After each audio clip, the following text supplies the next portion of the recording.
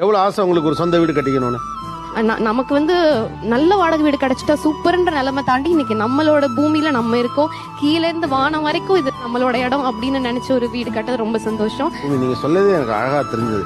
கீழே பூமியிலேருந்து வானம் வரைக்கும் நம்ம ஓட்டு தான் அப்படிங்கிற அந்த ஃபீல் இருக்குல்ல.